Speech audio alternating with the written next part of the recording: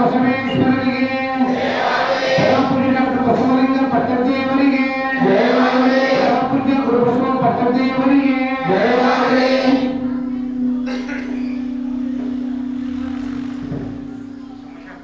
ಓಂ ಶ್ರೀ ಗುರು ಬಸವಲಿಂಗಾಯ ನಮಃ.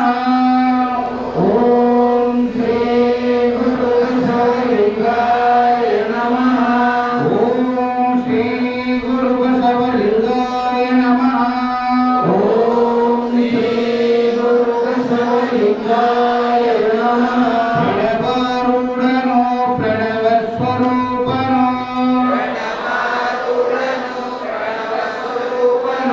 ಪ್ರಣವ ಪ್ರಕೃತಿ ಸೌಮ್ಯನೋ,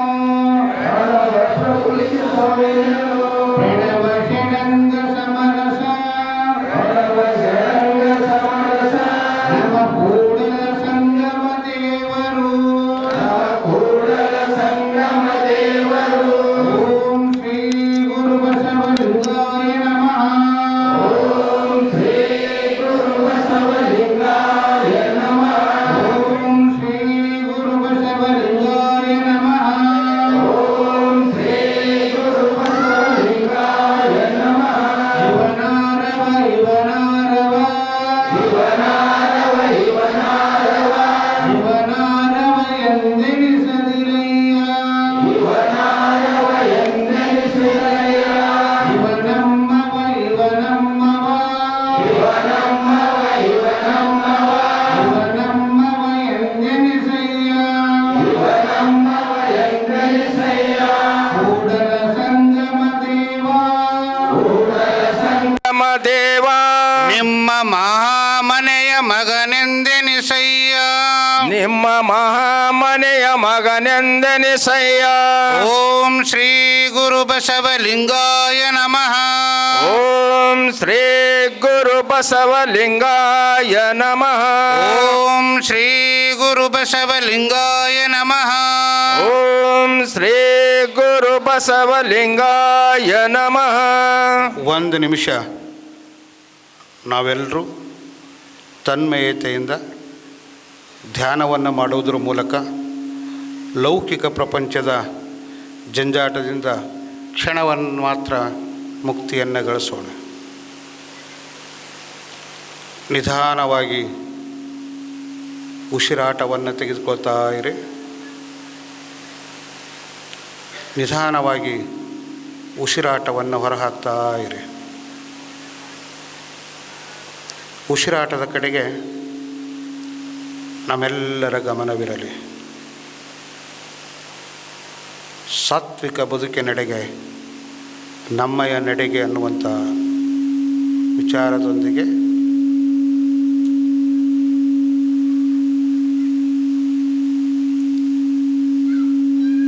ಮನಸ್ಸು ಹಗುರವಾಗ್ತಾ ಇದೆ, ಭಾವ ಪರಿಶುದ್ಧವಾಗ್ತಾ ಇದೆ, ಮನಸ್ಸು ಆಹ್ಲಾದಕರವಾಗ್ತಾ ಇದೆ. ಉಸಿರಾಟದ ಕಡೆ ನಮ್ಮೆಲ್ಲರ ಗಮನವಿರಲಿ. ನಿಧಾನವಾಗಿ ಉಸಿರಾಟವನ್ನು ತೆಗೆದುಕೊಳ್ತಾ ಇರಿ. ನಿಧಾನವಾಗಿ ಉಸಿರಾಟವನ್ನು ಹೊರಹಾಕ್ತಾ ಇರಿ. ಓಂ ಶ್ರೀ ಗುರು ಬಸವಲಿಂಗಾಯ ನಮಃ. ಓಂ ಶ್ರೀ ಗುರು ಬಸವಲಿಂಗಾಯ ನಮಃ. ಜಗತ್ತಿನ ಎಲ್ಲ ದಾರ್ಶನಿಕರನ್ನು ಹಣೆ ಮಣಿದು ಬಸವಾದಿ ಪ್ರಮಥರನ್ನು ಸ್ಮರಿಸಿಕೊಂಡು ಈ ಭಾಗದ ನಡೆದಾಡುವ ದೇವರು ಕನ್ನಡದ ಪಟ್ಟದೇವರೇ ಆಗಿರುವಂತಹ ನಮ್ಮೆಲ್ಲರ ಆರಾಧ್ಯ ದೈವ, ನಮ್ಮೆಲ್ಲರ ಬಾಳಿನ ಬೆಳಕಾಗಿರುವಂಥ ಡಾಕ್ಟರ್ ಚನ್ನಬಸವ ಪಟ್ಟದೇವರನ್ನು ಸ್ಮರಿಸಿ,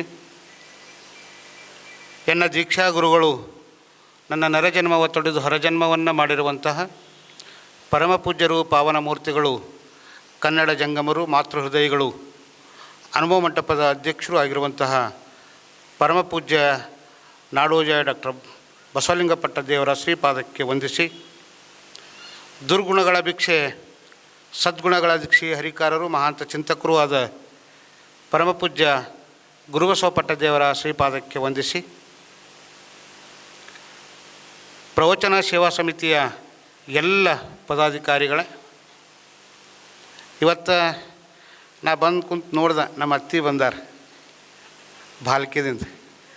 ಅತ್ತಿ ಅಂದ್ರೆ ಮಗಳು ಕೊಟ್ಟ ಅತ್ತಿ. ಸಣ್ಣತ್ತಿನೂ ಬಂದಾರ, ಅವ್ರ ಸೋದರತ್ತಿನೂ ಬಂದಾರ. ಅವರಿಗೂ ಅವ್ರ ಪಾದಕ್ಕೂ ನಮಿಸಿ, ನನ್ನ ಜೊತೆ ನನ್ನ ಆತ್ಮೀಯ ಮಾರ್ಗದರ್ಶಕರು ಆಗಿರುವಂಥ ಕದಂ ಸರ್ ಅವರು ಬಂದಿದ್ದಾರೆ.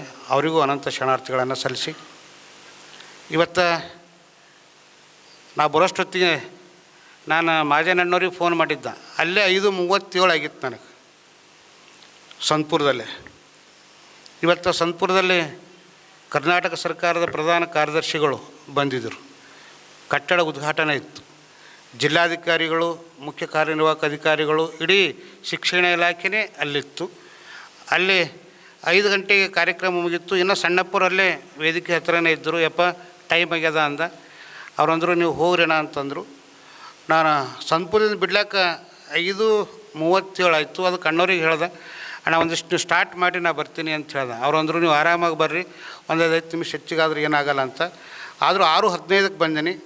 ಅದು ಗುರುವಿನ ಕಾರ್ಯಕ್ಕೆ ತಡ ಆಗ್ಯದ ಅನ್ನುವಂಥದ್ದನ್ನು ಕ್ಷಮೆಯನ್ನು ಕೋರ್ತಾ, ಇವತ್ತಿನ 23ನೇ ದಿವಸದ ಪ್ರವಚನ ಸಮಾರಂಭಕ್ಕೆ ಆಗಮಿಸಿರುವಂಥ, ಕಾರ್ಯಕ್ರಮಕ್ಕೆ ಆಗಮಿಸಿರುವಂಥ ಯಾವತ್ತೂ ಎಲ್ಲ ಕಮ್ಮನಗರಿನ ಎಲ್ಲ ಶರಣ ತಂದೆ ತಾಯಿಗಳಿಗೆ ಅನಂತ ಶರಣಾರ್ಥಿಗಳು.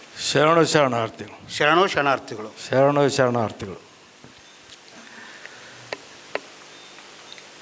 ಇವತ್ತು ಯಾವ್ದು ನೋಡತ್ತೀವತ್ತಮ್ಮ, ಅಣ್ಣವ್ರು ಹೇಳ್ಯಾರ ಆರಂಭದೊಳಗೆ, ನಾವು ಜೀವನದೊಳಗೆ ಎಲ್ಲ ವಿಷಯಗಳನ್ನು ಗ್ರಹಿಸ್ಕೊಂಡು ಬರ್ತಾಯಿದ್ದೀವಿ.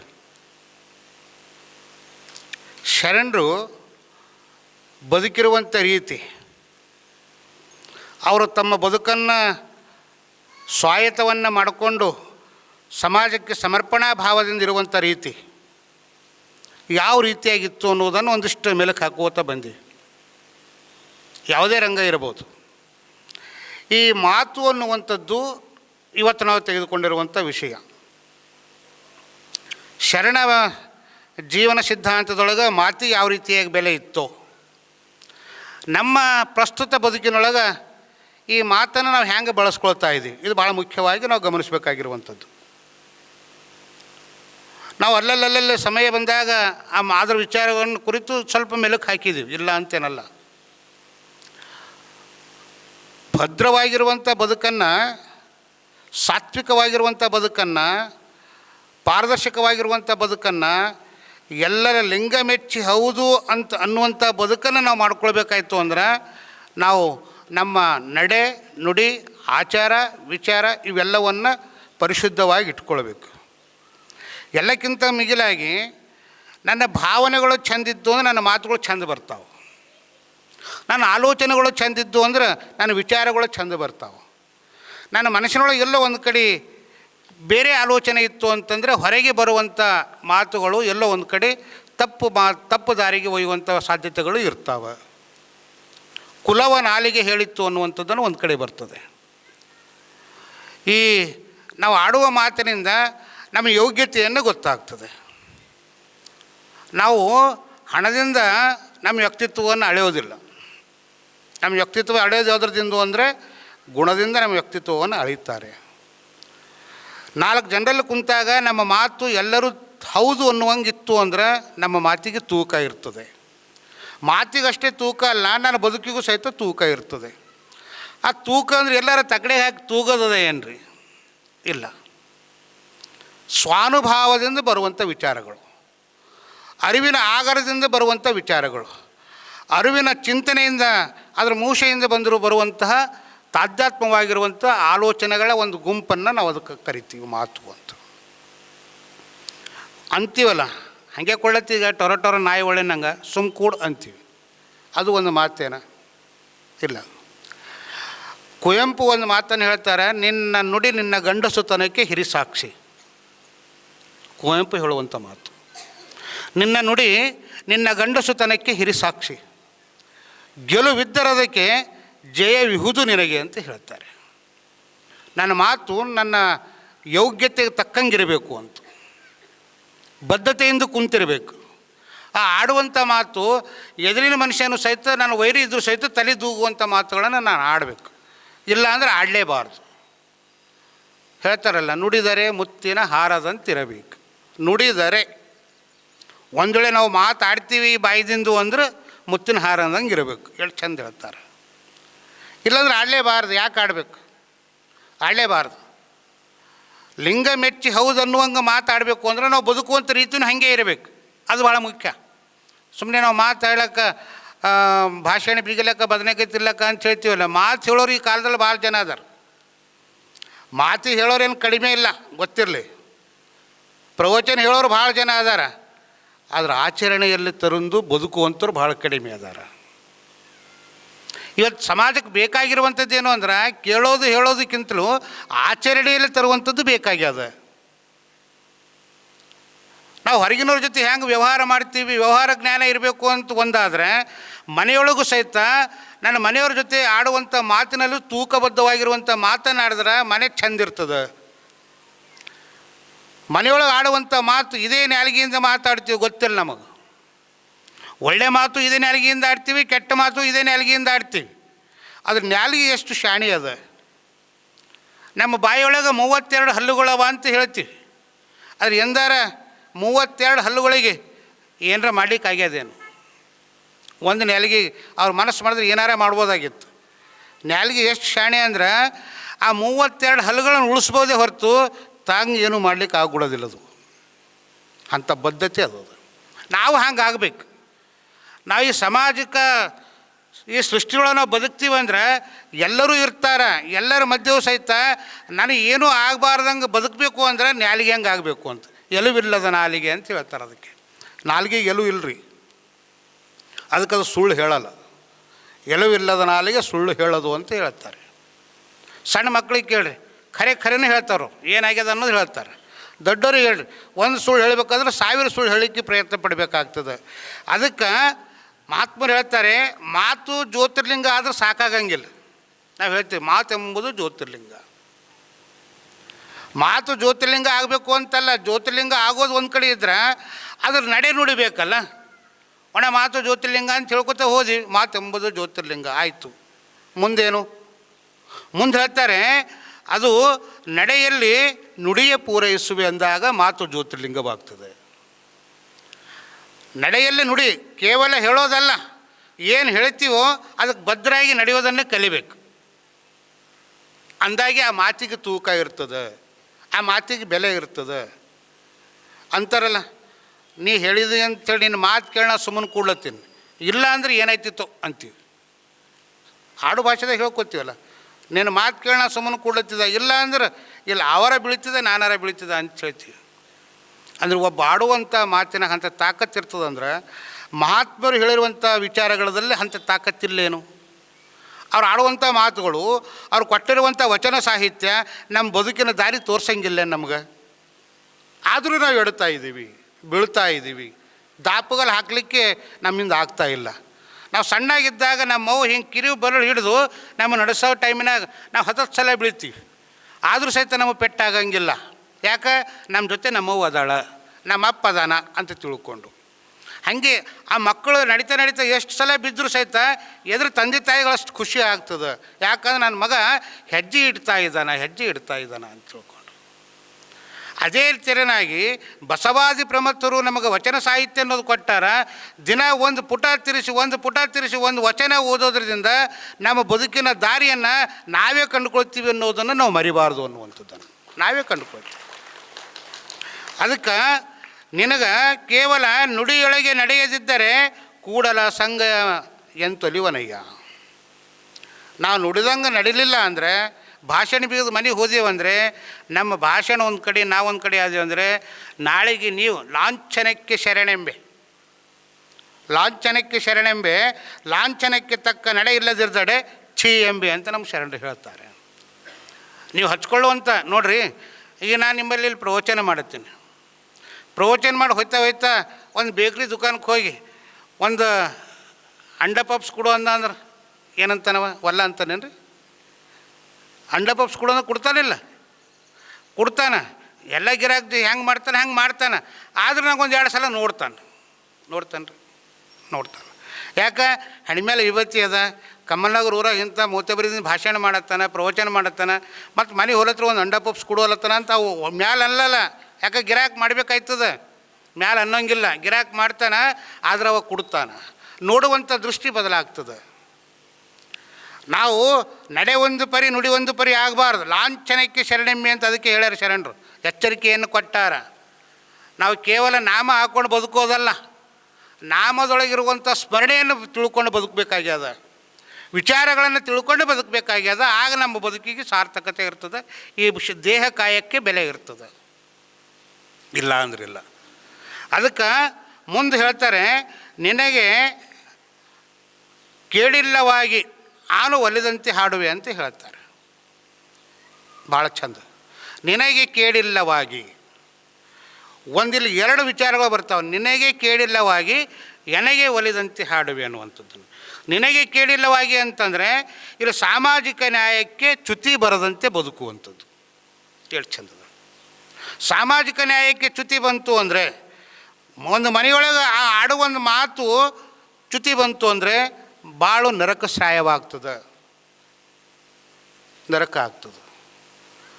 ಗಂಡ ಹೆಂಡತಿ ಆಡುವಂಥ ಮಾತಲ್ಲಿ ಒಂದು ಥೋಡೆ ಫರಕ್ ಬಂತು ಅಂತಂದ್ರೆ ಸಂಸಾರಗಳು ಒಡೆದು ಛಿದ್ರವಾಗ್ತಾವೆ, ಗೊತ್ತಿರಲಿ. ಅದಕ್ಕೆ ಗಂಡ ಹೆಂಡ್ರು ಹೆಚ್ಚಿಗೆ ಫೋನಿನಾಗ ಮಾತಾಡಿದ್ರೆ ಸಮಸ್ಯೆಗಳು ಯಾಕೆ ಆಗ್ಲತ್ತವೆ, ಇದಕ್ಕೆ ಆಗ್ಲತ್ತವೆ. ಏನೋ ಖುಷಿದಿಂದ ಒಂದು ಏನೋ ಹೇಳಕ್ಕೆ ಹೋಗಿ ಒಂದು ಎಡವಟ್ಟು ಮಾಡ್ಕೊಂಡ್ರು ಅಂದ್ರೆ ತಗೋರಪ್ಪ ನನಗೆ ಹಂಗಂದ ಹಿಂಗಂದ. ಯಾಕೆ ಹಿಂಗಾಗ್ತದೆ? ನಮ್ಮ ಅರಿವನ್ನು ನಮ್ಮ ಸದ್ಬಳಕೆ ಮಾಡಿಕೊಳ್ಳೋದ್ರಲ್ಲಿ ಎಡುತ್ತಾ ಇರೋದ್ರಿಂದ. ಮುಂದೆ ಹೇಳ್ತಾರೆ, ಆನು ಒಲಿದಂತೆ ಅಂದರೆ ನನ್ನ ಸ್ವತಂತ್ರಕ್ಕೆ ಧಕ್ಕೆ ಬರದ ರೀತಿ ಒಳಗೆ, ನನ್ನ ವ್ಯಕ್ತಿತ್ವಕ್ಕೆ ಧಕ್ಕೆ ಬರದ ರೀತಿ ಒಳಗೆ ನಾನು ಬದುಕ್ತೀನಿ ಅನ್ನುವಂಥದ್ದನ್ನು ಇಲ್ಲಿ ಪ್ರತಿಜ್ಞೆ ಮಾಡಿ ಹೇಳ್ತಾರೆ ಅನ್ನುವಂಥದ್ದನ್ನು. ಇಲ್ಲಿ ನಾವೊಂದು ಚಲೋ ತಿಳ್ಕೊಳ್ಬೇಕು. ಇಲ್ಲಿ 7 ಸಂಪತ್ತುಗಳು ಅದಾವೆ. 7 ಸಂಪತ್ತುಗಳು ಅದಾವೆ. ಯಾವ್ಯಾವ ಸಂಪತ್ತುಗಳು ಅದಾವ? ಒಂದು ಆಂತರಿಕ ಸಂಪತ್ತು. ಇದು ನಮ್ಮ ಜೀವನದಲ್ಲಿ ಗೊತ್ತಿರಬೇಕು ನಮಗೆ. ಒಂದು ಆಂತರಿಕ ಸಂಪತ್ತು. ಆಂತರಿಕ ಸಂಪತ್ತು ಯಾವುದು ಅಂತಂದರೆ ಒಳ್ಳೆಯ ಆಚಾರ, ಒಳ್ಳೆಯ ವಿಚಾರ, ಒಳ್ಳೆಯ ಆಲೋಚನೆ ಇವು ಇಟ್ಕೊಂಡು ಸಮಾಜಮುಖಿಯಾಗಿ, ಧರ್ಮಮುಖಿಯಾಗಿ, ಕೌಟುಂಬಿಕ ಚಿಂತನೆಗೆ ಎಡೆ ಮಾಡಿಕೊಟ್ಟು ಆ ಕುಟುಂಬವನ್ನು ಸಾಗಿಸುವಂಥ ರೀತಿಯನ್ನು ನಾವು ಧರ್ಮದ ಮಾರ್ಗದಲ್ಲಿ ನಡೆಯುವಂಥದ್ದು ಆಂತರಿಕ ಚಿಂತನೆ ಸಂಪತ್ತದು. ಕುಟುಂಬ ಬಿಟ್ಟು ಜಗತ್ತಿಲ್ಲ, ಗೊತ್ತಿರಲಿ. ನಾವು ನಿನ್ನೆ ಅವೆಲ್ಲ ನೋಡ್ಕೊಂಡು ಬಂದ್ವಿ. ಅದಕ್ಕೆ ಬದುಕಿನೊಳಗೆ ಸಂಪತ್ತನ್ನು ಗಳಿಸ್ಬೇಕು ಅಂದ್ರೆ ಇಂಥ ಸಂಪತ್ತನ್ನು ಗಳಿಸ್ಕೊಳ್ಬೇಕು, ಆಂತರಿಕ ಸಂಪತ್ತನ್ನು ನಾವು ಗಳಿಸ್ಬೇಕು. 2ನೇದಾಗಿ ದೈಹಿಕ ಸಂಪತ್ತು. ನಾವು ಚೆಂದಿದ್ರೆ ಜಗತ್ತು ಚಲೋ ಇದ್ದಂಗೆ. ನನಗೆ ಕೂಡ್ಲಿಕ್ಕೆ ಹೇಳೋಕ್ಕೆ ಬರಲ್ಲ ಅಂದ್ರೆ ಯಾವ ಸಂಪತ್ತು ತಗೊಂಡು ನನಗೇನು ಮಾಡೋಕ್ಕಾಗ್ತದೆ? ನನ್ನ ಆರೋಗ್ಯನೇ ಕೆಟ್ಟಿತ್ತು ಅಂದರೆ ನೋಡಿರಿ, ದೇಹ ಕಾಯ ಜೀವನದೊಳಗೆ ಬರೋದು ಒಂದೇ ಸಲ. ಈ ಬರುವಂಥ ಒಂದು ಸಲ ಬರುವಂಥ ದೇಹ ಕಾಯವನ್ನು ಭಾಳ ಚಂದ ಇಟ್ಕೊಂಡ್ರೆ ದೇಹಕ್ಕೆ ಬೆಲೆ ಅದ. ಒಬ್ಬ ಮಹಾತ್ಮರ ವಿಚಾರ ಕೇಳಕ್ಕೆ ಹೋಗ್ತದೆ, ಸತ್ಸಂಗದಾಗೂ ಕೂಡಕ್ಕೆ ಹೋಗ್ತದೆ, ನಾವು ಅರಿವಿನ ಹರವನ್ನು ವಿಸ್ತರಿಸ್ಕೊಳ್ಳಿಕ್ಕೂ ಆಗ್ತದೆ. ಅದು ಇಲ್ಲ ಅಂದರೆ ಏನೂ ಮಾಡೋಕ್ಕೆ ಆಗೋದಿಲ್ಲ. ಅದಕ್ಕೆ ಮಾತು ಮನೆ ಕೆಡಿಸ್ತು ಅಂತ ಆಗಬಾರ್ದು, ಮಾತು ಬದುಕನ್ನು ಕೆಡ್ತು ಅನ್ನುವಂಗೆ ಆಗಬೇಕು. ಆ ಮನೆ ಕೆಡಿಸೋವಂಥದ್ದು ಭಾಳ ಮಾತುಗಳು ಇರ್ತಾವೆ, ಮಾತುಗಳು ಇರ್ತಾವೆ, ನಮಗೆಲ್ಲ ಗೊತ್ತದೆ ಹೆಂಗಿರ್ತಾವೆ ಅಂತ ನೋಡೋಣ ಮುಂದೆ. ಇನ್ನು 3ನೇದಾಗಿ ಕೌಟುಂಬಿಕ ಮತ್ತು ಸಾಮಾಜಿಕ ಸಂಪತ್ತು. ಮೊದಲನೇ ಸಂಪತ್ತು ಆಂತರಿಕ ಸಂಪತ್ತು, 2ನೇ ಸಂಪತ್ತು ದೈಹಿಕ ಸಂಪತ್ತು, 3ನೇ ಸಂಪತ್ತು ಯಾವುದು ಅಂದ್ರೆ ಕುಟುಂಬ ಮತ್ತು ಸಾಮಾಜಿಕ ಸಂಪತ್ತು. ಕುಟುಂಬ ಚಂದಿತ್ತು ಅಂದರೆ ಸಮಾಜದಾಗ ನಾವು ಚಂದ ಇರ್ತೀವಿ ಅನ್ನೋದು ನಾವು ತಿಳ್ಕೊಂಡು, ನಾವು ಕುಟುಂಬದೊಳಗೆ ಎಲ್ಲೋ ಒಂದು ಕಡೆ ಎಡವಟ್ಟು ಮಾಡ್ಕೊಂಡು ಬದುಕ್ತೀವಿ ಅಂತಂದ್ರೆ ಸಮಾಜದಾಗ ನಾವು ಚೆಂದಾಗಿ ಬದುಕೋದಿಲ್ಲ. ನಾ ತಪ್ಪು ಮಾಡಿದ್ರು ಚೆಂದ ಬದುಕೋದಿಲ್ಲ, ನಮ್ಮ ಮನೆಯವ್ರು ತಪ್ಪು ಮಾಡಿದ್ರು ಚೆಂದ ಬದುಕೋದಿಲ್ಲ, ತಲೆ ಎತ್ತಿ ಬದುಕಲಿಕ್ಕೆ ಆಗೋದಿಲ್ಲ. ನಾವು ಎಷ್ಟು ದುಡ್ಡು ಗಳಿಸಿ ಏನು ಮಾಡೋದದು? ಎಷ್ಟು ಗಳಿಸಿ ಏನು ಮಾಡೋದು? ಯಾರಿಗೆ ಇಡೋದದು? ಯಾರಿಗೆ ಇಡೋದಲ್ಲ. ಮಕ್ಕಳನ್ನು ಸಂಪತ್ತಾಗಿ ಬೆಳೆಸಿದಾಗ, ಸಮಾಜಮುಖಿಯಾಗಿ ಬೆಳೆಸಿದಾಗ, ಧರ್ಮದ ಮಾರ್ಗದಲ್ಲಿ ಬೆಳೆಸಿದಾಗ, ವೈಚಾರಿಕ ವಿಚಾರಗಳನ್ನು ಮಕ್ಕಳೆಲ್ಲ ತುಂಬಿದಾಗ ಮಕ್ಕಳು ಬೌದ್ಧಿಕವಾಗಿ ನಾವು ಹೆಂಗೆ ಆಗ್ತಾಯಿದ್ದೀವಿ ಅಂದರೆ, ನಿಮ್ಮ ಮಕ್ಕಳು ಏನು ಮಾಡ್ಬೇಕಂತೀರಿ? ನನ್ನ ಮಗ ಡಾಕ್ಟ್ರ್ ಆಗ್ಬೇಕಂತೀವ್ರಿ, ಇಂಜಿನಿಯರ್ ಆಗ್ಬೇಕಂತೀರಿ, ಮತ್ತೊಂದು ಆಗಬೇಕು ಅಂತ ಹೇಳ್ತೀವಿ. ಈ ಮನೆಗೆ ಹೆಸರು ತರುವಂಥ ಮಗ ಆಗ್ಬೇಕಂತ ಎಂದರೆ ಯಾರೋ ವಿಚಾರ ಮಾಡ್ತೀವಿ, ನಮ್ಮ ಮಕ್ಕಳು ರೊಕ್ಕ ಗಳಿಸೋ ಯಂತ್ರಗಳಾಗಬೇಕು ಅಂತ ವಿಚಾರ ಮಾಡತ್ತೀವಿ. ಆ 1ನೇ ಕ್ಲಾಸ್ ಇರೋಂಗಿಲ್ಲ ನಮ್ಮ ಮಗ, ನೀ ಮಾರ್ಕ್ಸ್ ಎಷ್ಟು ತೊಗೊಂಡಿದ್ದಿ? ಆ ಬಾಜು ಮನೆದು 98 ತೊಗೊಂಡಾನ, ನೀ 80 ತೊಗೊಂಡಿದ್ದಿ. ನಮ್ಮ ಮಕ್ಕಳಿಗೆ ಬೇರೆ ಜೊತೆ ಕಂಪೇರ್ ಮಾಡೋದು ಬೇಡ. ಅವ್ರು ಎಷ್ಟೇ ತಗೊಳ್ಳಿ, ಆ ಮಕ್ಕಳಿಗಾಗಿ ನಾವು ಸಂಪತ್ತು ನೋಡ್ರಿ, ಮಕ್ಕಳು ಸಂಪತ್ತು ಗಳಿಸ್ಬೇಕು ಅಂತ ತಲೆಯಾಗಿತ್ತು ಅಂದ್ರೆ ಸಂಸ್ಕಾರ ಕೊಡದೆ ಬೆಳೆಸಿದ್ರೆ ಆ ಮಕ್ಕಳು ಮುಂದೆ ಬೆಳೀತಾರೆ, ನಿಮ್ಮ ಆಶಯಗಳನ್ನು ಪೂರೈಸ್ತಾರೆ. ಭಾಳ ಚಂದ ತಿಳ್ಕೊರಿ. ಮಕ್ಕಳು ಗಳಿಸ್ಬೇಕು ಅಂತ ಬೇಡ ಅಂತ ಯಾವ ಪಾಲಕರದು ಇರಲ್ಲ, ಬೆಳೆಸ್ರಿ. ಆದರೆ ಕೇವಲ ನಾವು ಯಾಂತ್ರಿಕವಾಗಿ ಕೇವಲ ಮಕ್ಕಳಿಗೆ ಸಂಸ್ಕಾರ ಕೊಡದೆ ಕೇವಲ ನೀ ಡಿಗ್ರಿ ಮೇಲೆ ಡಿಗ್ರಿ ತೆಕ್ಕೊಂಡು ಹಣ ಗಳಿಸುವಂಥ ಯಂತ್ರ ಆಗು ಅಂದ್ರೆ ಅವ ಬೆಳೀತಾನೆ. ಬೆಳೆದ ಮೇಲೆ ಅವನ ಹೆಂಡತಿ ಅವನ ಮಕ್ಕಳಿಗೆ ಬದುಕಿಸ್ತಾನೆ, ಗೊತ್ತಿರಬೇಕಾದ್ರೆ. ಒಂದು ವೇಳೆ ಸಂಸ್ಕಾರ ಕೊಟ್ಟು ನಾವು ಯಾರು ಬೆಳೆಸ್ತೀವಿ ಮಕ್ಕಳಿಗೆ, ಅವನು ಬೆಳೀತಾನೆ, ಅವನ ಹೆಂಡತಿ ಮಕ್ಕಳಿಗೂ ಸಲ್ಲುತ್ತಾನೆ, ಅವರನ್ನು ಬದುಕಿಸಿರುವಂಥ ತಂದೆ ತಾಯಿಗಳನ್ನು ಕಣ್ಣಿಟ್ಟು ನೋಡ್ತಾನೆ ಅನ್ನೋದನ್ನು ನಾವು ತಿಳ್ಕೊಳ್ಬೇಕು. ಸಂಸ್ಕಾರ ಕೊಟ್ಟು ಬೆಳೆಸಿರುವಂಥ ಮಕ್ಕಳು ಹಿಂಗಾಗ್ತಾರೆ. ಸಂಸ್ಕಾರ ಕೊಡಲಾರ್ದೇ ಅವ್ರು ಬೇಡಿ ರೊಕ್ಕ ಕೊಟ್ಟು ಮಜಾ ಮಾಡಿ ಮಗ ಅಂತ ತಿಳ್ಕೊಂಡು ಅವ್ರಿಗೆ ಕಳಿಸ್ತೀವಿ ಅಂತಂದ್ರೆ ಹಿಂಗಾಗ್ತದೆ. ಅವ್ರು ಬೆಳೆದು ಸರಿ ಇರ್ಬೋದು, ಗಳಿಸೋದು ಸತ್ಯ ಇರ್ಬೋದು, ಆದರೆ ಹೆತ್ತವರನ್ನು ಅನ್ನ ಹಾಕ್ತಾನೆ ಅನ್ನುವಂಥ ಗ್ಯಾರಂಟಿ ಇಲ್ಲ ಅನ್ನೋದನ್ನು ತಿಳ್ಕೊಳ್ಬೇಕು. ಅದಕ್ಕೆ ಶರಣರು ಸಂಸ್ಕಾರದಲ್ಲಿ ಮಕ್ಕಳಿಗೆ ಬೆಳೆಸಬೇಕು ಅಂತ ಹೇಳೋದು. ಅದಕ್ಕೆ ವಚನಗಳು ಹಿಗ್ಗಿ ಹೇಳ್ತಾವ, ನೀ ಸಂಸ್ಕಾರದಲ್ಲಿ ಬದುಕುತ್ತಮ್ಮ, ಸತ್ಸಂಗದಲ್ಲಿ ಬದುಕುತ್ತಮ್ಮ, ನಿನ್ನ ಕುಟುಂಬ ಚಂದ ಇಟ್ಕೋ. ಮೊದಲು ನಿನ್ನ ಕುಟುಂಬ ಚಂದಿತ್ತು ಅಂದ್ರೆ ಸಮಾಜದಾಗ ತಲೆ ಎತ್ತು ಬದುಕ್ತೀವಿ, ಸಮಾಜ ಚಂದ ಇರ್ತದೆ. ನಾ ಚಂದಿದ್ರೆ ಜಗತ್ತು ಚಲೋ. ನಾ ಒಂದು ತಿಳ್ಕೊಳ್ಬೇಕು, ನಾ ಕಣ್ಣು ಮುಚ್ಚಿದ್ರೆ ಜಗತ್ತು ಶೂನ್ಯ, ಕಣ್ಣು ತೆಗೆದ್ರೆ ಜಗತ್ತು ನನ್ನಿಂದೆ ಅಂತ ತಿಳ್ಕೊಂಡು ಬದುಕಬೇಕು. ಆ ಬದುಕುವಂಥ ಎದೆಗಾರಿಕೆ ನಮ್ಮಲ್ಲಿ ಬರಬೇಕು. ಅದಕ್ಕೆ ಹೇಳ್ತಾರೆ, ಆ 3ನೇ ಸಂಪತ್ತು ಯಾವುದು ಅಂದ್ರೆ ಕೌಟುಂಬಿಕ ಮತ್ತು ಸಾಮಾಜಿಕ ಸಂಪತ್ತು ಅಂತ. 4ನೇ ಸಂಪತ್ತು ವೃತ್ತಿ ಸಂಪತ್ತು, ಕಾಯಕ ಸಂಪತ್ತು. ಕಾಯಕವಾವುದೆಂದು ಬೆಸಗೊಂಡಡೆ ನಿಮ್ಮಾಣೆ ನಿಮ್ಮ ಪ್ರಮಥರಾಣಿ ಅಂತ ಶರಣರು ಹೇಳ್ತಾರೆ. ಕಾಯಕ ಯಾವುದೇ ಆಗಿರ್ಬೋದು. ಒಂದು ಆಲೋಚನೆ ಮಾಡಿರಿ, ನಮಗೆ ಕಟಿಂಗ್ ಹಡಪದು ಇರ್ತಿದ್ದಿಲ್ಲ ಅಂದ್ರೆ ನಾವೆಲ್ಲ ಹೆಂಗಿರ್ತಿದ್ದೆವು? ಸ್ವಲ್ಪ ನಾವೇ ಆಲೋಚನೆ ಮಾಡಬೇಕು. ಈಗ ಕಸ ಗುಡಿಸೋರು ಇರ್ತಿದ್ದಿಲ್ಲ ಅಂದರೆ ರಸ್ತೆಗಳ ಪರಿಸ್ಥಿತಿ ಏನಿರ್ತಿತ್ತು ಅಂತ ಆಲೋಚನೆ ಮಾಡಬೇಕು. ಸಮಗಾರ ಇರಲಿಲ್ಲ ಅಂದರೆ, ಹರಳೆಯ ಸಮಾಜ ಇರಲಿಲ್ಲ ಅಂದರೆ ನಾವು ಪಾದರಕ್ಷೆ ಹಾಕ್ಕೊಳ್ಳೋದೇ ಬದುಕ್ತೀವ ಅನ್ನೋದನ್ನು ನೆನಪಿಟ್ಕೊಳ್ಬೇಕು. ಕುಂಬಾರಿಕೆ ಇರಲಿಲ್ಲ ಅಂದರೆ ನಾವು ಎಷ್ಟರ ಮಟ್ಟಿಗೆ ಚೆಂದಾಗಿ ನಾವು ಇರ್ತಿದ್ದೀವಿ ಅನ್ನೋದನ್ನು ಆಲೋಚನೆ ಮಾಡಬೇಕು. ಇವು ನಮ್ಮ ಬದುಕನ್ನು ಕಟ್ಟಿಕೊಡುವಂಥದ್ರಲ್ಲಿ ಒಂದೊಂದು ಕಾಯಕವೂ ಸಹಿತ ಒಂದೊಂದು ಮಹತ್ವವನ್ನು ಪಡ್ಕೊಂಡಾವ. ಯಾವುದೇ ಕಾಯಕ ದೊಡ್ಡದು ಸಣ್ಣದು ಇಲ್ಲ ಶರಣರ ದೃಷ್ಟಿಯೊಳಗೆ. ಆ ಕಾಯಕ ಪ್ರಜ್ಞೆನ ಇಟ್ಕೊಂಡು ಅವರು ಬದುಕಿದ್ದಾರೆ. ಆ ಪ್ರಜ್ಞಾವಂತಿಕೆಯನ್ನು ನಮ್ಮಲ್ಲೂ ಬೆಳೆಸ್ಕೊಳ್ಬೇಕು, ನಮ್ಮ ಮಕ್ಕಳಲ್ಲೂ ಬೆಳೆಸ್ಬೇಕು. ನಮ್ಮ ಮಕ್ಕಳಿಗೆ ನಾವು ಹೇಳ್ತೀವಿ, ಮಗ ನೀ ಮಾಡಬೇಡ, ಕೂಡು ಅಂತೀವಿ. ತಾವೇ ಮಾಡ್ತಾರೆ. ಮಕ್ಕಳಿಗೆ ಕಲಿದ್ರೆ ಏನು ಗಂಟು ಹೋಗಲ್ಲ, ಅವ್ರು ಬಡು ಆಗಲ್ಲ. ಮಕ್ಕಳಿಗೆ ಕಾಯಕ ಪ್ರಜ್ಞೆ ಕಲಿಸ್ತೀವಂತಂದರೆ ಅವರು ಮುಂದೆ ಕಾಯಕ ಮಾಡುವಂಥ ದಿಶೆಯೊಳಗೆ ತಾವು ಬೆಳೀತಾರೆ, ತಮ್ಮ ಮಕ್ಕಳನ್ನು ಬೆಳೆಸಲಿಕ್ಕೆ ಪ್ರಯತ್ನ ಪಡ್ತಾರೆ. ಮುಂದೆ 5ನೇದು ಭಾಳ ಮುಖ್ಯವಾಗಿರುವಂಥದ್ದು ಆರ್ಥಿಕ ಸಂಪತ್ತು, ಹಣ ಗಳಿಸೋದು. ಹಣ ಹೆಂಗೆ ಗಳಿಸ್ಬೇಕು ಅಂತ ಹೇಳ್ತಾರೆ ಶರಣರು? ಸತ್ಯಶುದ್ಧವಾದ ಕಾಯಕದಿಂದ ಹಣವನ್ನು ಗಳಿಸಬೇಕು. ಗುರುಲಿಂಗ ಜಂಗಮರಿಗೆ ದಾಸೋಹವನ್ನು ಮಾಡಬೇಕು ಅಂತ ಹೇಳ್ತಾರೆ. ಹಣ ಗಳಿಸಿ ನಮ್ಮಲ್ಲೇ ಇಟ್ಕೊಳ್ಬೇಕು ಅಂತಲ್ಲ, ಹಿಂಗೆ ಬರಬೇಕು, ಹಿಂಗೆ ಹೋಗಬೇಕು ಅಂತ ಹೇಳ್ತಾರೆ. ಅದಕ್ಕೆ ಪರಿಶುದ್ಧವಾಗಿರುವಂಥ ಕಾಯಕವನ್ನು ಮಾಡಬೇಕು. ಇನ್ನು 6ನೇದು ಯಾವುದು ಅಂದರೆ ಸಾಹಸ ಸಂಪತ್ತು. ನಮ್ಮ ಜೀವನದೊಳಗೆ ನಾವು ಪ್ರಯತ್ನ ಪಡದೇ ಇದ್ದರೆ ನಮ್ಮ ಬದುಕು ಹೊಸನಾಗಂಗಿಲ್ಲ. ಸಾಹಸ ಪಡಬೇಕು. ನಮ್ಮ ಕುಟುಂಬ ಬಡತನ ಕುಟುಂಬ ಅದ ಅಂತ ತಿಳ್ಕೊಂಡು ಹಾಗೆ ಕುಂತ್ರೆ ಬಡತನ ಇರ್ತದೆ. ಬಡತನ ಹೋಗಿ ಶ್ರೀಮಂತ ಆಗಬೇಕು, ಮತ್ತೊಂದು ಆಗಬೇಕು, ಸಮಾಜದೊಳಗೆ 4 ಜನರೊಳಗೆ ನಾನು ಚೆಂದಾಗಿ ಇರಬೇಕು ಅಂತಂದ್ರೆ ನಾನು ಪ್ರಯತ್ನ ಪಡಬೇಕು ಅಂತ ಕ್ರಿಯಾಶೀಲತೆ ನಮ್ಮಲ್ಲಿ ಬೆಳೆಸ್ಕೊಳ್ಬೇಕು. ಕ್ರಿಯಾಶೀಲತೆ ಇತ್ತು ಅಂದರೆ ಅದು ನನ್ನ ಸಾಹಸಮಯವಾಗಿರುವಂಥ ಬದುಕನ್ನು ಕಟ್ತದೆ. ಇವತ್ತು ಕೊನೆಯದಾಗಿ ಯಾವುದಂದರೆ ಮಾತಿನ ಸಂಪತ್ತು. ಕೊನೆಯದಾಗಿ ಯಾವುದು? ಮಾತಿನ ಸಂಪತ್ತು. ಮಾತು ಇತ್ತು ಅಂದರೆ ಎಲ್ಲವೂ ಚೆಂದಿರ್ತದೆ. ಮಾತು ಚೆಂದಿಲ್ಲ ಅಂದರೆ ಈ ಎಲ್ಲವೂ ಶೂನ್ಯವಾಗ್ತದೆ. ಯಾಕೆ ಶೂನ್ಯ ಆಗ್ತದೆ ಅಂದರೆ ನಮ್ಮ ಮನಸ್ಸು ಹೆಂಗಾಗ್ತದೆ, ಭಾವ ಹೆಂಗಾಗ್ತದೆ ಅಂದರೆ ಈ ಮಾತಿನಿಂದಲೇ ಇಹವು, ಮಾತಿನಿಂದಲೇ ಕಲಹು ಅಂತ ಹೇಳ್ತಾರೆ.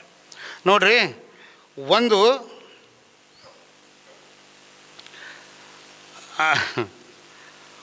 ಒಂದೆಲ್ಲೋ ಒಂದು ಕಡೆ ಕಿವುಡನ ಕತೆ ಕೇಳಿದೆವು. ಅವ ಆಲೋಚನೆ ಮಾಡುವಂಥದ್ದು ಮಾತು ಹೆಂಗೆ ಆಡಬೇಕು ಅಂತೇಳಿ ಅವನೇ ಆಲೋಚನೆ ಮಾಡ್ತಾನೆ.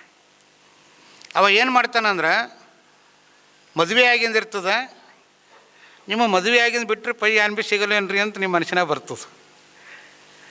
ಯಾಕದು ಮಾತು ಬರ್ತದೆ ಅಂದರೆ, ಸನ್ಯಾಸಿಗಳಿಲ್ಲಿ ಕುಂತ್ರೆ ಮದುವೆ ಬಗ್ಗೆ ಹೆಚ್ಚಿಗೆ ಹೇಳಲ್ಲ ಅವ್ರು ಪಾರಮಾರ್ಥದ ಬಗ್ಗೆ ಹೇಳ್ತಾರೆ. ನಾವು ಸಂಸಾರಿಕರು ನೀವು ಸಂಸಾರಿಕರು ಇರೋದರಿಂದ ಈ ವಿಚಾರಗಳು ಮೊದಲು ಬರೋದು ಅದೇ ಅಂತ ನಾ ತಿಳ್ಕೊಂಡೀನಿ. ಅದಕ್ಕೆ ಒಬ್ಬ ಮಾವಗೆ ಆರಾಮಿರಲ್ಲ, ಮೊಮ್ಮಗೆ ಆರಾಮಿರಲ್ಲ, ಮೊಮ್ಮಗೆ ಹೋಗಿ ಭೇಟಿ ಆಗಬೇಕಾಗಿಂದು ಇರ್ತದೆ. ಆದ್ರೆ ಸಮಸ್ಯೆ ಏನಿರ್ತದೆ ಅಂದರೆ, ಹಳೆಂದು ಕಿವಿಗೆ ಕೇಳಿಸಲು ಕಿವುಡಿರ್ತಾನೆ ಅವಾಗ ಊಹಿಸ್ಕೊತಾನೆ, ನಮ್ಮ ಮೊಮ್ಮಗೆ ಆರಾಮಿಲ್ಲ ಅಂದ್ರೆ ಹೋಗಿ ಏನು ಮಾಡಬೇಕು, ಮೊಮ್ಮ ಹ್ಯಾಂಗಿದ್ದೆ ಅಂತ ಕೇಳಬೇಕು. ಹ್ಯಾಂಗಿದ್ದೆ ಅಂತ ಕೇಳಿದ್ರೆ ಅವೇನು ಹೇಳ್ತಾನೆ ರೀ, ಆರಾಮಿದ್ದ ಅಂತ ಹೇಳ್ತಾನೆ. ಆರಾಮಿದ್ದ ಅಂತ ಹೇಳಿದ್ರೆ ಆಯಿತು ಹುಷಾರಾಗಿರು ಅಂತ ಹೇಳ್ತಾನೆ. ಭಯ ಪಡಬೇಡ, ದೇವ್ರು ನಿನಗೆ ಹಾಗೆ ಮಾಡ್ತಾನೆ ಅಂತ ಹೇಳ್ತಾನೆ. ನಾ ಅನ್ಬೇಕು, ನೀ ಏನು ವಿಚಾರ ಮಾಡಬೇಡ, ನಿನ್ನ ದೇವರು ಚಂದ ಇಡ್ತಾನೆ ಅಂತ ನಾ ಹೇಳಬೇಕು ಅಂತ ಒಂದನೇ ಮಾತು. ಎರಡನೇ ಮಾತೇನು ಅಂದರೆ, ಆಹಾರ ಏನು ತಗೊಳ್ತೀಯ, ಊಟಕ್ಕೆ ಏನು ತಗೊಳ್ತೀಯ ಅಂತ ಕೇಳಬೇಕು. ಅವ ಏನು ಹೇಳ್ತಾನೆ, ಆ ಬ್ರೆಡ್ಡು ಗಂಜಿ ಅನ್ನ ಏನೋ ತಗೋಬೇಕು ಅಂತ ಅವ ಹೇಳ್ತಾನೆ. ಹಂಗಾದಾಗ ನಾ ಏನು ಅನ್ಬೇಕು, ಭಾಳ ಚಂದ ಆಯಿತು ಅಂತ ಅನ್ಬೇಕು. ಮೂರನೇದು, ಡಾಕ್ಟ್ರ್ ಯಾರು ಅಂತ ಕೇಳೋದು, ಯಾರು ಡಾಕ್ಟ್ರ್ ನೋಡುತ್ತಾರೆ ನಿನಗೆ ಅಂತ ಕೇಳೋದು. ಆಗ ಅವ ಯಾರ್ದೋ ಒಬ್ಬರು ಹೆಸರು ಹೇಳ್ತಾನೆ, ಭಾಳ ಒಳ್ಳೆ ಹೊರ ಅಂತ ಹೇಳಬೇಕು ಅಂತ ತಿಳ್ಕೊತಾನೆ. ಆಗ ಮಮ್ಮನ ಬಲ್ಲಿ ಹೋಗ್ತಾನೆ. ಇವೆಲ್ಲ ಮೂರು ವಿಚಾರಗಳು ತಲೆಗೆ ಇಟ್ಕೊಂಡ. ಒಂದು, ಹೇಗಿದ್ದೆ ಅಂತ ಕೇಳೋದು, ನಿನಗೆ ಯಾರು ನೋಡತ್ತಾರ ಅಂತ ಕೇಳೋದು, ನಿನಗೆ ಊಟ ಏನು ಮಾಡತ್ತಿದೆ ಅಂತ ಕೇಳೋದು. ಇಟ್ಟು ಕೇಳಿದ್ರೆ ಅವ ಏನು ಹೇಳ್ತಾನೆ ಅದಕ್ಕೆ ಭಾಳ ಚಂದ ಅಂತ ಹಿಂಗೆ ಅವ್ನು ಮೊದಲು ಮಾಸ್ಟರ್ ಮೈಂಡ್ ಮಾಡ್ಕೊಂಡು ಹೋಗ್ತಾನೆ. ಅಲ್ಲಿ ಹೋದಾಗ ಏನಾಯ್ತದೆ ಅಂದ್ರೆ, ಆ ಮಾವಾಗ ಒಂದಿಷ್ಟು ಆರಾಮಿರಲ್ಲ, ಥೋಡೆ ಆರಾಮಿಲ್ಲ ಅಂತ ಹೋಗ್ತಾನೆ, ಜರ ಹೆಚ್ಚಿಗೆ ಆರಾಮಿರಲ್ಲ. ಆಗ ಹೋಗಿ ಏನಂತಾನೆ, ಅವನ ಗ್ರಹಚಾರ ಚಂದಿರೋದಕ್ಕೆ ಏನಂತಾನೆ ಅಂದರೆ, ಮಾವ ಹೇಗಿದ್ದೀಯಾ ಅಂತಾನ. ಮಮ್ಮ ಹೇಗಿದ್ದೀವೋ ಅಂತ ಕೇಳ್ದ. ಅವ ಪಾಪ ಆರಾಮಿಲ್ಲ ಅವ ಅಂತಾನ, ಹೇಗಿರಲಿಯಪ್ಪ, ಇಂದೋ ನಾಳೆನೋ ನಾವು ಹೋಗೋವಿದ್ದ ಅಂತ ಹೇಳ್ತಾನೆ. ಇವತ್ತೋ ನಾಳೆನೋ ನಂಗೆ ಗೊತ್ತಿಲ್ಲ, ಯಾಕೆ ಹೋಯ್ತಾನ ನಾನು ಅಂತ ಹೇಳ್ತಾನೆ. ಆಗವಂತಾನ, ಮಾವ ಭಯ ಪಡಬೇಡ, ದೇವ್ರು ನಿನಗೆ ಹಾಗೆ ಮಾಡ್ತಾನ ಅಂತ ಹೇಳ್ತಾನೆ. ನೀ ಏನು ಕುದಿ ಮಾಡಬೇಡ, ನಿನಗೆ ಪರಮಾತ್ಮ ಯಾಕಂದ್ರೆ ನೀ ಹೆಂಗಿದ್ದೆ ಅಂದ್ರೆ ಚಂದಿದ್ದ ಅಂದ್ರೆ ದೇವ್ರು ನಿನಗೆ ಚಂದ ಇಡ್ತಾನೆ ಅಂತ ಇವ ಹೇಳಬೇಕಾಗಿತ್ತು. ಅದು ಅವ ಹಾಗೆ ಅಂದ ನಾನು ತಿಳ್ಕೊಂಡು ಇವ ಹೆಂಗಂತಾನಂದರೆ, ನೀ ಏನು ವಿಚಾರ ಮಾಡಬೇಡ, ನಿನ್ನ ದೇವರು ಹಾಗೆ ಒಯ್ತಾನ ಹಾಗೆ ಮಾಡ್ತಾನ ಅಂತ ಹೇಳ್ತಾನೆ. ಇನ್ನು ಎರಡನೇದು ಏನು ಮಾಡ್ತಾನೆ ಅಂದರೆ, ಮಾವ ಪಾಪಿ ನೀ ಭಯ ಪಡಬೇಡ, ದೇವ್ರು ನಿನಗೆ ಹಾಗೆ ಮಾಡ್ತಾನೆ ಅಂದಾಗ, ಅಯ್ಯೋ ಪಾಪಿ ನಾನು ಸಾಯೋ ಹೊಂಚು ಹಾಕ್ತಿದ್ದೆ ಏನು ಅಂತ ಕೋಪದಿಂದ ಕೇಳ್ತಾನೆ. ಅಲ್ಲೋ ನೀ ನನಗೇನು ಮಾತಾಡಿಸ್ಲಕ್ಕೆ ಬಂದಿದೆ, ಏನು ನನಗೆ ಎತ್ಕೊಂಡು ಹೋಗಲಿ ಡ್ಯಾಂಗ್ ಅಲ್ಲ ಅಂತಲ್ಲಕ್ಕೆ ಬಂದಿದ್ದೆ ನೀನು ಅಂತ ಕೇಳ್ದವ. ಪಾಪಿ ಮನುಷ್ಯ ಇದ್ದೇನೋ, ಮಮ್ಮ ಸಾಯಿಲ್ ನೀನು ಅಂತ ಅವ ಮಾತಾಡ್ತಾನೆ. ಆಗವಂತನ, ಆಯಿತು ಹಾಗೆ ಆಗಲಿ ಅಂಥೇಳಿ ಅಂದಾಗ, ಅಯ್ಯೋ ಪಾಪಿ ನಾನು ಸಾಯೋ ಹೊಂಚು ಹಾಕ್ತೇನೋ ಅಂತಂತಾನ ಕೋಪದಿಂದ. ಆಹಾರ ಏನು ತಗೊಳ್ತೀವೋ ಅಂತ ಕೇಳ್ತಾನೆ. ಊಟಕ್ಕೆ ಏನು ತಗೋತೀವಿ ಅಂತ ಕೇಳಿದಾಗ, ಮಣ್ಣು ತಿಂತೀನಿ ನಿನಗೆ ಯಾಕೋ ಅಂತವ. ಇನ್ನು ನೀ ಸಾಯಿ ಅಂತಂದಾಗ, ನಾ ಮಣ್ಣು ತಿಂತ ನಿನಗೆ ಯಾಕೆ ಬೇಕು ಅಂದವ. ಆಗ ಹಳೆ ಅಂತಾನ, ಅದು ಒಳ್ಳೆಯ ಪದಾರ್ಥ, ಅದೇ ತಿನ್ನು ಅಂತ ಹೇಳ್ದವ. ಭಾಳ ಚಂದದ ಮಮ್ಮ ಆ ಪದಾರ್ಥ, ನೀ ಅದು ತಿನ್ನು ಅಂದ. ಅವ ಯಾವುದೋ ಗಂಜಿನೋ ಯಾವನೋ ಬ್ರೆಡ್ಡು ಅಂತ ಅವ ಊಹಿಸ್ಕೊಂಡಿದ್ದ. ಆಗ ಮುಂದೆ ಹೇಳ್ತಾನೆ, ಮತ್ತು ನೀ ಇಟ್ಟೆಲ್ಲ ಆಯಿತು, ನಿನ್ನ ಡಾಕ್ಟ್ರ್ ನೋಡೋರು ಯಾರವ ಅಂತ ಕೇಳ್ದವ. ಯಾವ ಡಾಕ್ಟ್ರ್ ನೋಡತ್ತಾರ ಅವ ಅಂತಾನ, ಅಯ್ಯೋ ಪಾಪಿ ಆ ಯಮರಾಜನೇ ಏನೋ ನನ್ನ ಡಾಕ್ಟ್ರ್ ನೋಡವ ಅಂದವ. ಇವ ಏನು ಅನ್ಬೇಕು, ಸುಮ್ಮನೆ ಕೊಡ್ಬೇಕ ಇಲ್ಲ. ಅವ ಅಂದ, ಅವ ಭಾಳ ಒಳ್ಳೆ ಡಾಕ್ಟ್ರ್ ನಮ್ಮಮ್ಮ, ನೀನು ಭಾಳ ಚಂದ ರಿಪೇರಿ ಮಾಡ್ತಾನ ಅಂತ ಹೇಳ್ದವ. ಮಾತಿನ ಎಡವಟ್ಟು. ಮಾತು ನೀವು ಎಲ್ಲರೂ ನೆಂಟಸ್ಥಾನಕ್ಕೆ ಹೋದ್ರಿ ಅಂತ ಇಟ್ಕೋರಿ. ನೆಂಟಸ್ಥಾನಕ್ಕೆ ಹೋಗಿ ಎಲ್ಲರೂ ಚಾ ಕುಡ್ಲಿತ್ತೀರಿ ಹೋಟೆಲ್ದಾಗ. ಎಲ್ಲಿ ಬಂದಿರಿ ಅಂತ ಯಾರ ಕೇಳ್ತಾರೆ.